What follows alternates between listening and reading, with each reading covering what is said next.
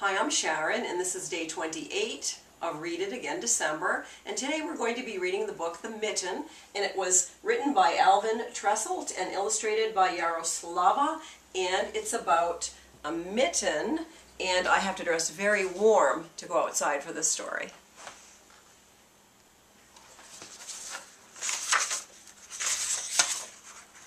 This is an old Ukrainian folk tale. I think you're really going to enjoy it. It was the coldest day of the winter, and a little boy was trudging through the forest, gathering firewood for his grandmother. "Bring back all you can find," the old woman had said as she sat knitting a pair of mittens. "The north wind blows cold, and we must have a good fire to keep us warm." Kind of like my fire right behind me.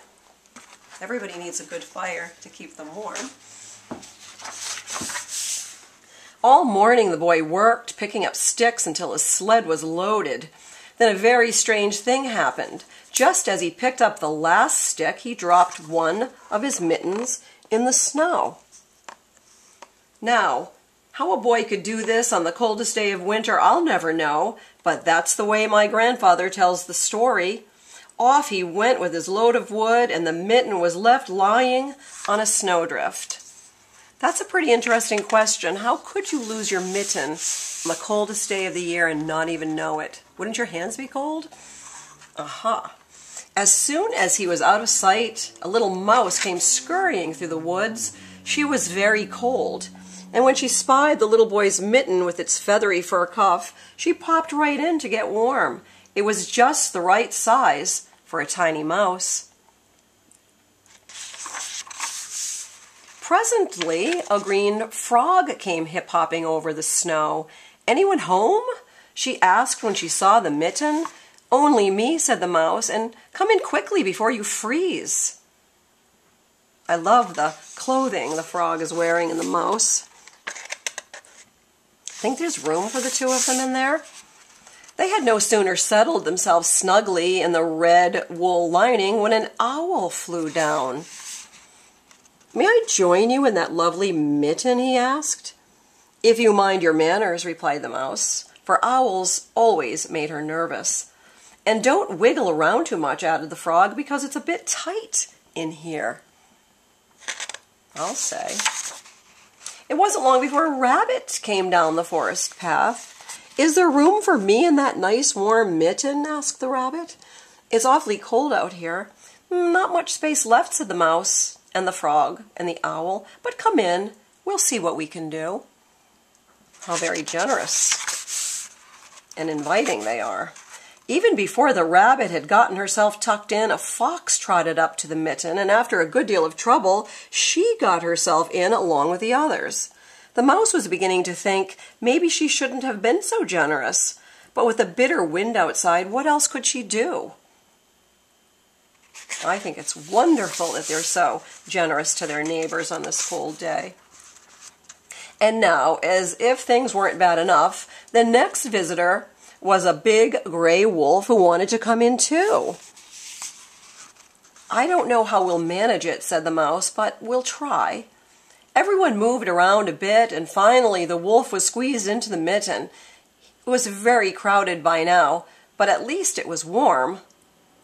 How is all this happening in this tiny mitten?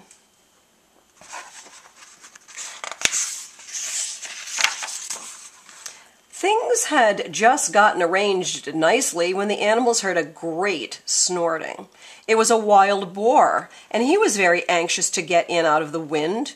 "Oh dear," cried the mouse, for the mitten was already beginning to stretch a little. "We just don't have any more room." "I'll be very careful," said the boar.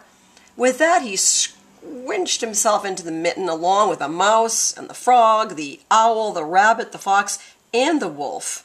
"I know this is so because my grandfather told me." But the worst was yet to come, for who should appear now but a bear? He was very big and very cold. "No room, no room," cried the animals, even before the bear had a chance to speak. You can even see the mittens beginning to pop a little bit. "Nonsense," said the bear. "There's always room for one more." And, without so much as please or thank you, he began crawling into the mitten. He put his paw in first, and the mitten creaked and groaned. He put his other paw in, and one of the seams popped. Then he took a big breath and pushed himself right in. Look at the owl's face.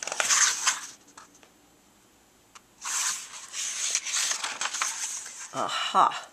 Now, while all this was going on, along came a little black cricket. She was very old and her creaky legs ached with the cold. When she saw the mitten, she said to herself, "Now that looks like a nice warm place. I'll just hop over and see if I can squeeze in too."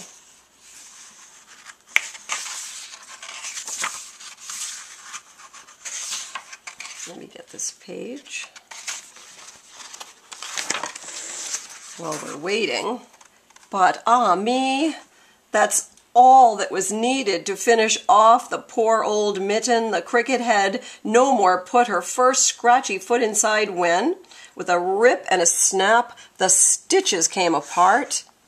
The old leather cracked and the soft red lining split in half, popping all the animals into the snow. Well, at this very moment, the little boy discovered that he had only one mitten, so back he went to see where he might have dropped the other one. But all he could find were the ripped-apart pieces, and he thought he saw a little mouse scurrying away with a bit of red wool perched on her head. It looked very much like the lining from the thumb of his missing mitten. "Oh, well," said the boy as he snuggled his cold hand inside his coat, "my grandmother will surely have my new mittens finished by now." Then he hurried home with the north wind nipping at his cheeks.